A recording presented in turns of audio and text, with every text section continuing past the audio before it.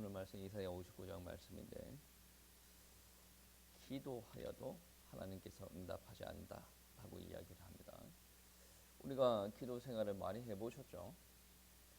기도 생활을 많이 해봤는데 응답이 올 때도 있고 응답이 오지 않을 때가 있습니다. 응답이 올 때는 왜 응답이 안 옵니까? 여러분 점검을 하셔야죠. 내가 기도를 하는데 응답이 안 와. 왜 응답이 안 올까요? 기도를 잘못해서 응답이 안 오는 경우도 있고, 또 어떨 때는 지금 시기상조라 조금 더 있다가 하나님께서 더 큰 응답을 주시려고 그러는 경우도 있고, 또 어떤 경우는 우리에게 하나님께서 무언가를 요구하실 때가 있다라는 거죠. 일단 응답을 주시는 분은 하나님이시죠.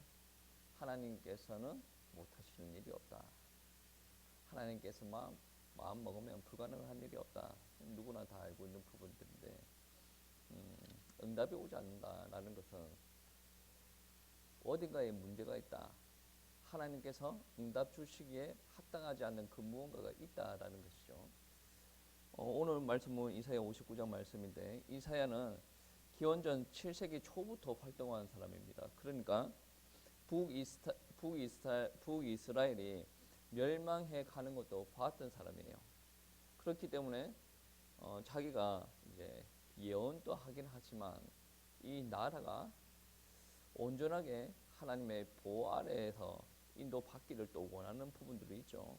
근데 어차피 남유다도 멸망을 해야 되는 부분인데 왜 남유다가 멸망을 할 수밖에 없냐면, 남유다는 하나님을 떠나고 우상 숭배를 합니다. 죄 가운데 부패되었습니다. 불의한 일을 합니다. 그 사회적으로도 억압이 만연해 있습니다. 히스기야 이후에는 어떤 일들이 일어나냐면, 도덕적으로 타락한 것은 당연한 거고 영적으로 심각하게 타락하는 일들이 벌어집니다. 그래서 오늘 말씀해 보시면 그런 말씀이죠. 이스라엘이 부르짖어도 하나님께서 응답하지 않는다. 그 이유는 무엇이냐? 백성들이 하나님께 부르짖지만 그들의 죄가 하나님과의 관계를 단절시켰다라고 이야기가 나오죠. 2절 말씀해 보시면 그런 말씀이 있습니다. 오직 너희의 죄악이 너희와 너희의 하나님 사이를 갈라놓았고, 누가 갈라놓았다라고 합니까? 하나님이 갈라놓았습니까? 아니죠. 너희의 죄악이 갈라놓았다라고 이야기를 합니다. 그 너희 죄악이 갈라놓았다라는 것은 누가 잘못해서 하나님과의 관계를 갈라놓았다라는 말이 됩니까? 죄악을 범한 너희가 잘못을 하였다라는 말이 되죠. 하나님께서는 죄인도 사랑하시고 죄인에게도 하나님께서 고쳐가지고 축복 주시기를 원하시는 하나님이십니다. 그런데 분명한 것은 죄의 자리에 그대로 있는 자들에게는 하나님께서는 축복을 주시지 않습니다. 기도 응답하시지 않는다라는 말씀입니다. 그러니까 너희가 보호하여 달라라고 기도하고 우리 나라가 멸망하지 않게 해달라라고 기도할 때 하나님의 능력에 문제가 있기 때문에 너희가 어려움 당하는 것이 아니다라는 것이죠. 왜 하나님께서 우리의 기도에 응답하시지 않습니까? 왜 축복하시지 않습니까? 왜 우리를 보호하지 않고 우리를 좋은 길로 인도하시지 않습니까? 하나님은 그렇게 하시기를 원하십니다. 그런데 왜? 하나님의 능력이 부족해서 그렇지 않다라는 거죠. 하나님의 능력이 부족해서 우리들에게 응답이 안 오는 게 아니다라는 거죠. 1절 말씀해 보시면 이야기를 하고 있습니다. 여호와의 손이 짧아 권하지 못하심도 아니요 귀가 둔하여 듣지 못하심도 아니다. 하나님께서는 언제든지 지금 이 순간도 하나님의 손을 펼쳐서 여러분의 현장에서 역사하실 수 있는 분이고, 하나님은 지금도 여러분이 하는 행동 그리고 여러분이 하는 말, 기도 다 눈으로 보고 들으시는 하나님이다라는 것입니다. 그런데 문제가 무엇이다라는 것이죠. 너희의 죄악이 하나님과 관계를 단절을 시켰다라고 이야기를 하시면서 2절 말씀의 중간부터 보시면 이런 말씀이 있습니다. 너희의 죄가 그의 얼굴을 가려서 너희에게 듣지 않으시게 합니다. 너희의 죄가 그의 얼굴, 하나님의 얼굴을 가리었다라고 이야기합니다. 그리고 너희에게서 듣지 않으시게 한다. 듣지 않으신다는 거예요.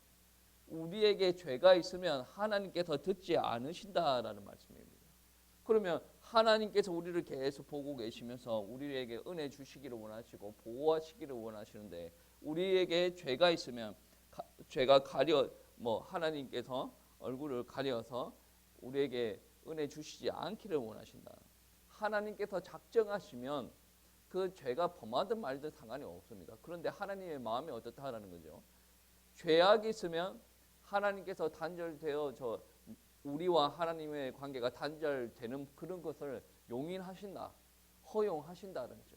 하나님께서 끝까지 붙잡을 수도 있는 하나님인데, 때에 따라서는 죄가 만연해져 있는 사람들에게 심판도 주시고 회초리도 주시기도 하고 나라가 완전히 망가지기도 하시고, 물론 하나님을 믿는 백성들에게는 돌아오게 하시기 위해서 그렇게 하시기도 하시지만, 분명히 죄가 만연해져 있다라고 할 때 저와 여러분의 기도 제목은 응답으로 되지 않을 확률이 아주 높다는 거죠.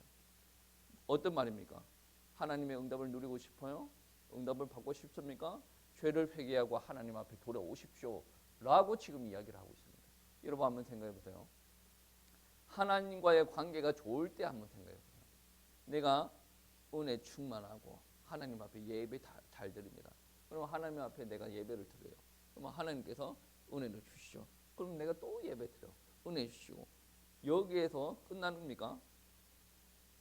아니죠.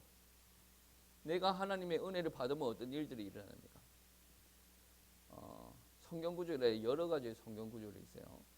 이삭이 한 번 농사를 짓는데 100년의 축복이 일어나고, 우물을 파는 데마다 물이 나오고, 그리고 요셉을 한번 보세요. 보디발 집에 노예로 끌려갔습니다. 노예로 끌려갔는데 어떤 일들이 일어납니까? 그 보디발 집에 경제가 회복되는 일들이 일어나죠. 다윗 시대에 언약궤를 예루살렘으로 끌고 오려고 할 때 어떤 일들이 벌어집니까? 그 수레가 한번 튀는 바람에 언약궤가 미끄러져 내려가는 순간이 벌어집니다. 그때 우사가 놀라가지고 손을 갖다 댑니다. 우사가 거기서 바로 죽어버리는 일들이 벌어지죠. 아니 이거는 참 이상합니다라고 이야기할 수는 있는데, 하나님의 말씀이 그랬어요. 그 언약궤는 손을 대지 말라라고 합니다. 또 언약궤를 칠 때 여러분 어떻게 언약궤를 이동시킬 때 어떻게 이동시킵니까? 여러분 한번 생각해 보세요. 요단강을 출애굽한 이스라엘 백성들이 요단강을 지날 때 누구를 제일 먼저 보냅니까? 언약궤를 쥐고 지나가라고 그러죠.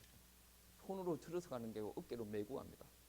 봉이라고 해야 됩니까? 그걸 쳐가지고 메고 갑니다. 손으로 대지 말라는 게 하나님의 법이었어요.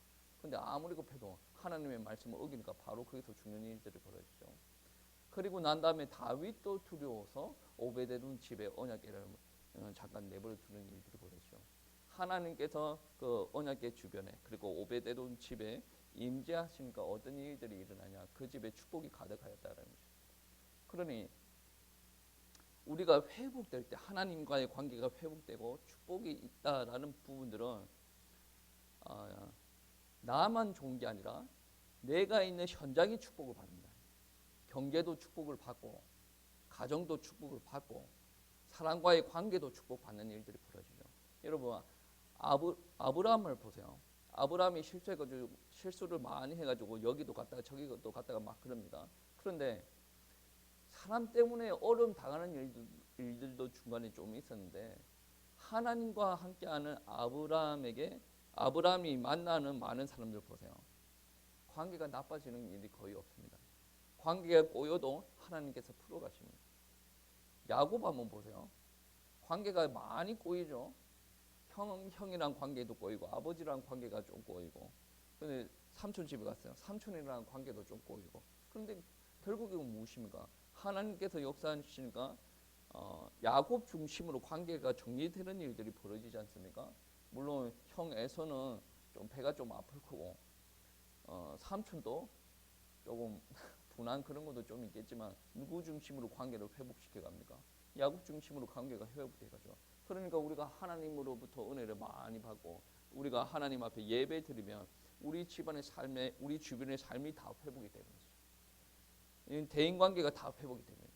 그런데 반대로 우리가 하나님과의 관계에서 죄를 범하기 시작하고 예배가 제대로 안 드려지기 시작합니다. 그럼 당연히 문제 오는 겁니다. 이거는 신앙생활 1년만 해보면 아는 겁니다. 성경에서 그렇게 이야기를 하고 있어요. 오늘 말씀도 어떻게 합니까? 죄를 범하였다. 그 죄가 하나님과의 관계를 가로막고 있다. 그러면 하나님께서 은혜를 주셔야 되는데 그 죄가 가로막고 있다면 그 죄가 하나님의 능력을 뛰어넘는다라는 개념이 아닙니다. 하나님께서 죄 때문에 은혜를 공급하여 주시기 싫다라는 말이에요. 그러면 그 죄가 딱 가로막고 있어요. 우리는 죄의 능력을 뛰어넘을 수가 없어요. 그러면 우리는 이렇게 해도 가지도 않고 하나님께서 안 주셔요. 그러면 하나님과 소통이 안 되죠.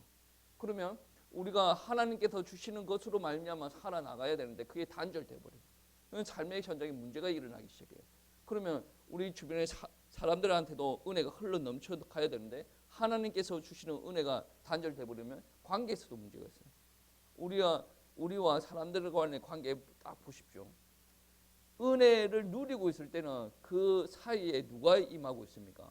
하나님께서 임하고 있어요. 근데 하나님께로부터 공급받는 게 단절되면 어떤 일들이 일어납니까? 그 사이에 죄가 있습니다. 원래 우리 주변에 있는 사람들은 죄를 가지고 삽니다. 근데 하나님께로부터 오는 은혜가 단절되면 우리에게도 죄가 역사합니다.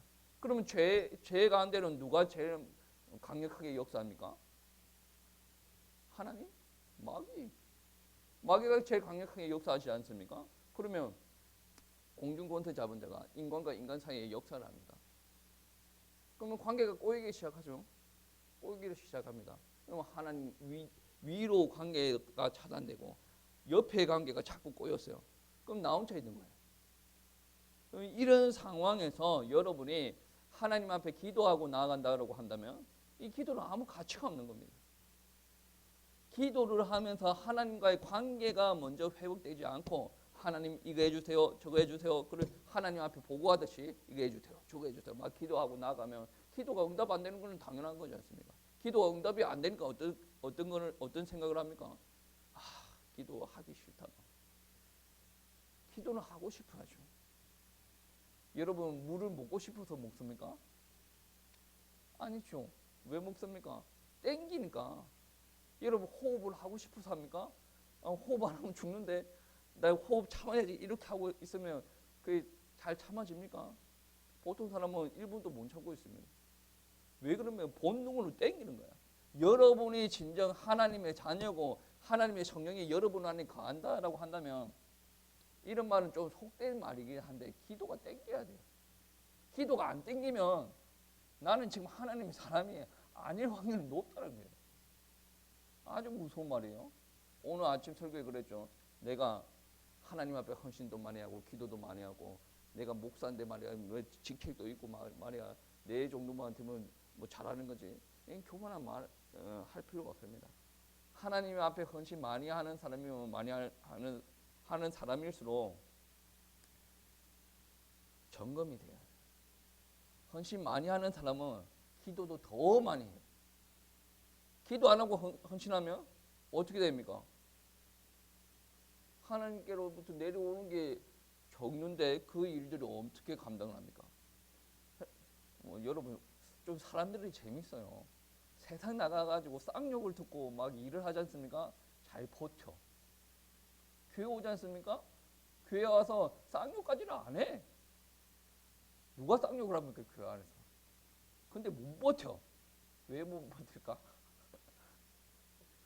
회사 직장은 어쩔 수 없이 먹고 살기 위해서 욕이 땡겨. 교회는 어떻습니까? 영이 충만해야 버티고 교회에서 이제 교회 생활을 맛이 나고 재밌거든.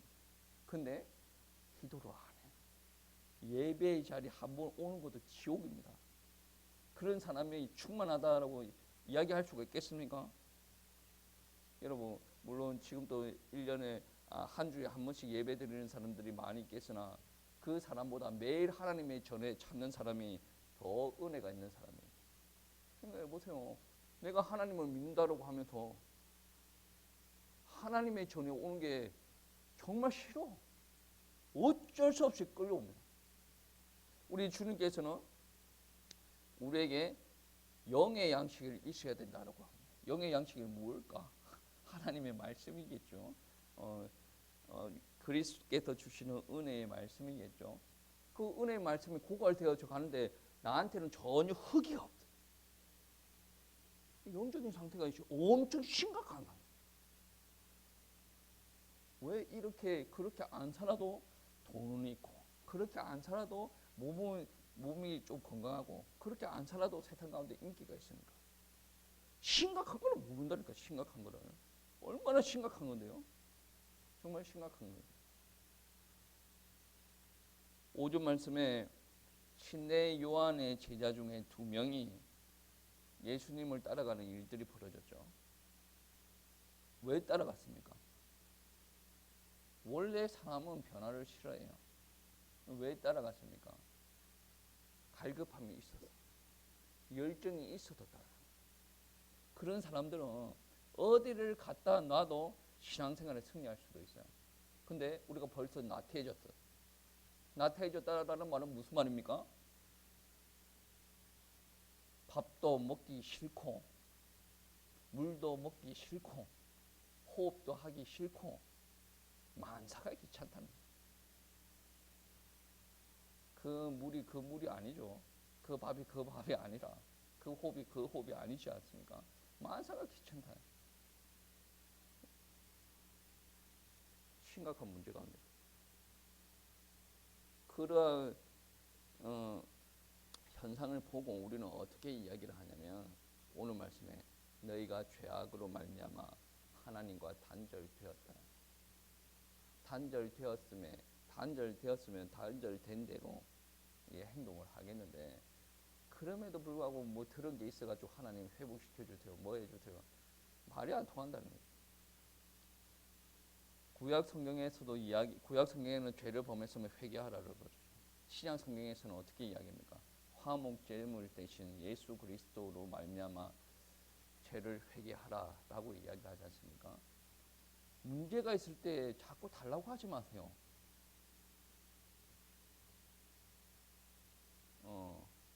인간의 관계에서도 마찬가지죠. 부모와 자식 간의 관계에서도 부모와 자식 간의 관계가 문제가 있어. 자식이 자꾸 달라 그래. 달라는 게 그 문제 아니에요. 관계를 푸는 게 문제지. 여러분 주변 사람들한테 뭐 자꾸 해달라 뭐 칭얼거리면 주변 사람들 더 짜증납니다. 뭐부터 해야 됩니까? 관계 회복부터 문제. 우리가 여러 가지 뭐 현상적으로 여러 가지 문제가 있는데 근본적인 문제가 어디에 있다라고 이야기를 했습니까? 하나님과의 관계에서 중간에 죄가 들어가서 그 관계가 단절됐다. 그 단절부터 회복시키는 게 우선입니다. 그러면 어떻게 해야 됩니까? 예수 그리스도를 믿고 하나님의 자녀된 사람들은 하나님 앞에 가서 회개해야 됩니다. 회개 없이는 죄 용서가 없고 회개 없이는 관계 회복이 없습니다. 여러분 예수 그리스도를 통한 용서와 회복을 신약 성경은 강조합니다. 그런데 우리는 말씀대로 우리가 성경적이다. 우리는 삶이 성경적인 삶이고 성경적인 교회다라고 이야기를 하면서 본질을 그대로 들여다보면 성경적이지 않아. 예배 시간만 성경적이지. 예배 시간을 자는 사람은 무엇일까? 그 사람은 예배 시간도 성경적이지 않다는 거예요. 제가 중간중간 예배 주일 강례상 말씀에 대해서 중간중간 물어보는 경우가 있어요. 이 말은 수도 없이 이야기하는데 왜 물어볼까요? 여러분의 삶이 여러분의 관계가 하나님과의 관계가 회복되려면 계속 하나님의 말씀이 묵상이 되어져요. 그 묵상이 되어지는 것이 여러분 가운데 아구가 차고 넘쳐야 돼요. 그러면 여러분이 기도할 때 어떤 기도가 나옵니까? 나 이거 주세요 저거 주세요 그게 아니라 하나님의 의지가 보여지기 시작합니다. 관계 회복할 때 제일 중요한 게 무엇입니까? 상대방의 의도가 무엇인지 알아야 될 거 아니겠습니까? 그러면 우리가 하나님과의 관계 회복을 하려고 하는데 왜 관계 회복을 해야 됩니까? 어차피 우리가 축복받고 은혜 속에서 살려고 한다면 그게 이 시간에 예배 드리고 있는 사람들의 나름의 의지 아니겠습니까? 여러분의 의지와 상관이 없이 하나님과 의지에 관계없이 여러분이 잘못 행동하고 있다라고 한다면 하나님의 뜻이 여러분 가운데 이루어질 수가 없어요. 여러분 속에 하나님의 뜻이 있습니까? 뜻이 뭐예요? 틀에 박힌 말 말고 정말 하나님의 뜻이 여러분에게 임했습니까? 차고 넘쳐야 하나님의 뜻이 이해가 됩니다. 하나님의 말씀이 너무 독단적이에요. 너무 앞뒤가 맞지 않아요. 너무 이해가 안 갑니다. 왜 이해가 안 갈까? 왜 독단적이라고 느껴질까? 우리 것이 너무 많아서. 우리 것이 너무 많아요. 하나님의 것이 우리 안에 반절만 차더라도 하나님의 말씀이 은혜가 됩니다. 그 반절 때문에 우리가 하나님의 말씀이 이해가 되어지고 하나님의 뜻이 깨달아지기 시작합니다. 무슨 말인가 몰라. 기도하셔야 돼요. 죄가 가득하여서 하나님의 뜻을 모르겠습니다. 죄가 가득하여서 하나님의 관계가 단절됐습니다. 예수 그리스도의 피로 말미암아 저희들에게 은혜 주셔서 회개케 할 수 있는 은혜 영을 부어 주시옵소서 기도하세요. 이 죄가 회개가 먼저 되어져야 하나님과 저희들의 관계가 먼저 회복돼요. 저도 그렇고 여러분도 그렇고 여러분 주변에 인간관계에서 꼬인 부분들이 있지 않습니까? 그 꼬인 부분들 누가 풀어야 돼요? 우리가 풀어야 되는데 어떻게 풉니까?